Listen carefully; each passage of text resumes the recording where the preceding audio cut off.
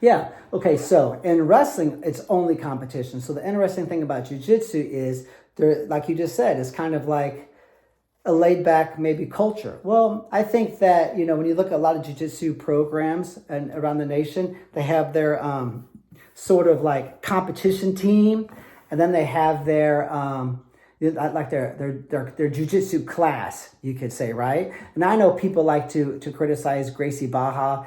I think they're geniuses because what they have done is they have looked at the guy who's like, dude, I'm an insurance salesman, or I'm a teacher or a fireman, or I'm a bricklayer. Dude, I work out in this shit all day. I'm carrying bricks. I'm a bricklayer. I don't want to bust ass, but you know what? I don't want to go to the gym and walk on a treadmill. And I like the UFC, and Joe Rogan talks about jiu-jitsu, and I want to learn.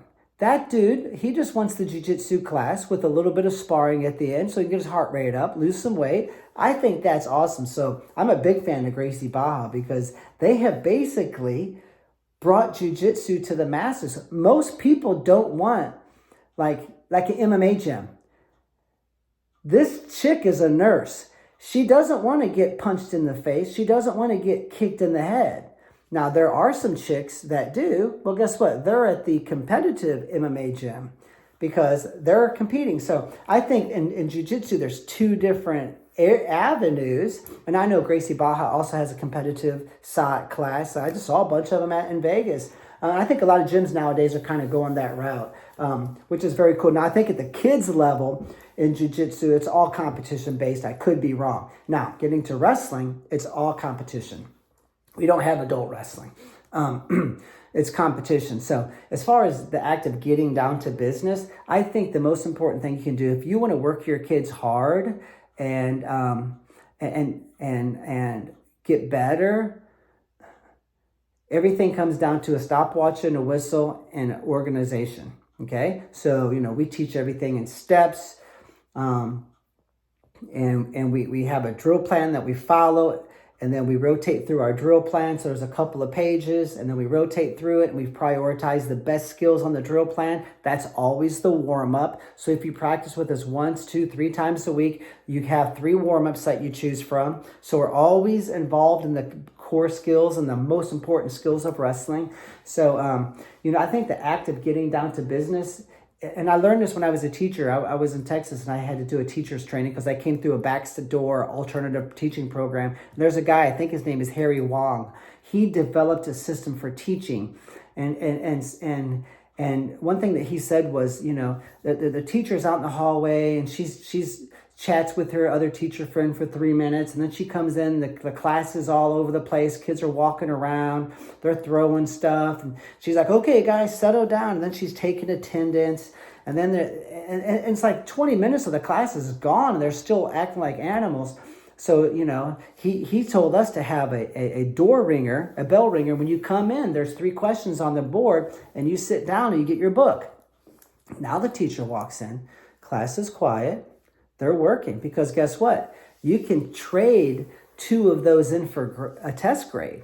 So after a whole year of school, if you bomb 2 tests, you can trade those for A's or B's or whatever you got on your bell ringer assignment. So there's a lot of incentive there to do that.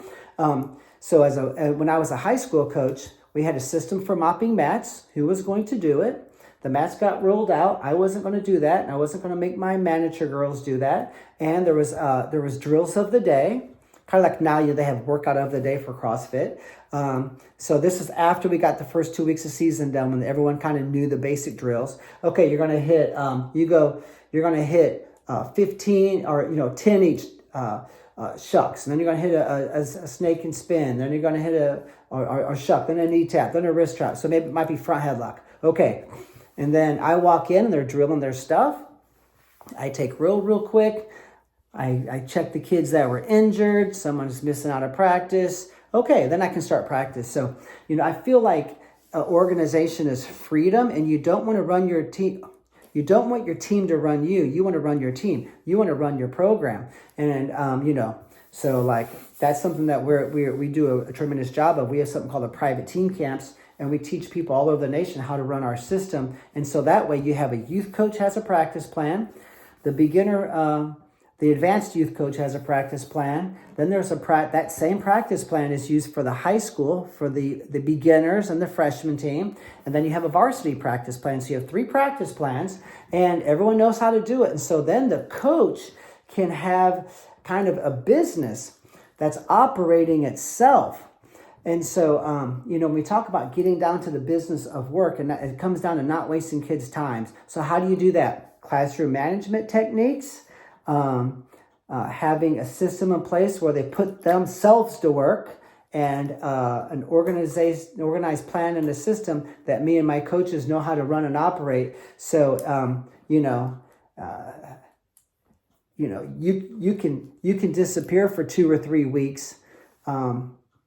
And when you come back, the team is still operating at a high level. See, that's what we try to do in a business, right? And if you read some business books like The Entrepreneur Myth, it's a great book. It says that, if you go on vacation for 2 weeks when you come back, you should have more money in the bank account than when you left, because you should not be the business. Your business should not fall apart when you're not there. You should have systems in place, people implementing those. And so I kind of look at setting up a wrestling program like I have our business, so that it operates itself. And, at one time we went from 4 academy locations, all taught by me. At one point in time, we had 24 academy locations, and I only coach 1 night a week. Now I think we're down to 21 academy locations, and I coach once a week. And our rooms and our success is it's way better than it ever was. So, I think a coach that kind of looks at himself as as a businessman, and that's the vision that you have. Everybody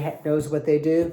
These people know when they mop the mats. They know that the managers are doing this. You just got to sit down and do the hard work of getting organized. And, once people will step into their role, it gets to be a wonderful thing. And one last thing I learned when I was a teacher is a great mentor of mine. He was like, kids will fight structure in the beginning, but after 2 weeks, they're going to love you for it. And so everything you're in your life about being a teacher and a coach is having complete structure. Any coach or teacher that runs around screaming and yelling, hitting the desk, blowing her stack, she's an unorganized mess. She has not established any systems in place that bring about the structure that enables humans to self-manage, or a few leaders like the assistant teacher or the assistant coach to, with this a little bit of effort, to manage a big group of humans on a wrestling mat or in a jiu-jitsu gym. So, that's kind of how I operate, and that's how I would suggest others do so as well.